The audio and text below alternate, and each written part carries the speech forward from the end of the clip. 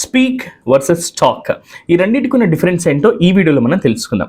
Speak అంటే మాట్లాడు అని అర్థం, టాక్ అంటే మాట్లాడు అనే మీనింగ్ వస్తాయి.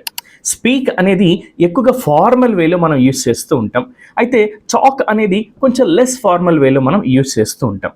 స్పీక్ అనేది ఒక వర్బ్, ఇది ఒక ఇర్రెగ్యులర్ వర్బ్. టాక్ అనేది ఏంటి అంటే ఇది ఒక వర్బ్, దీన్ని మనం నౌన్ గా కూడా యూస్ చేస్తాం.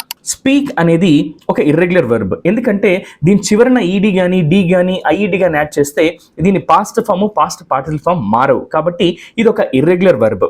దీనికి ఎంటైర్ డిఫరెంట్ వర్డ్ వస్తుంది. స్పీక్ యొక్క 3 వర్బ్ ఫామ్స్ అంటే ఇప్పుడు మనం చూద్దాం. Speak, spoke, spoken. V1, V2, V3 ఇవి అవుతాయి. మరి టాక్ అనేది ఏంటి సార్ అంటే టాక్ అనేది ఒక రెగ్యులర్ వర్బ్, చివరన ఈడి యాడ్ చేస్తే చాలు దీని past form past participle form గా మారిపోతాయి. టాక్ యొక్క 3 వర్బ్ ఫామ్స్ ఏంటి అంటే టాక్, టాక్డ్, టాక్డ్ అవుతుంది. మనం ఎప్పుడైనా సరే స్పీక్ షో అనము, టాక్ షో అంటాం, గుర్తుంచుకోండి. స్పీక్ ని భాషలతో ఉపయోగిస్తాం. ఫర్ ఎగ్జాంపుల్, నేను తెలుగు మాట్లాడగలను అని అనుకోండి, ఐ కెన్ స్పీక్ తెలుగు.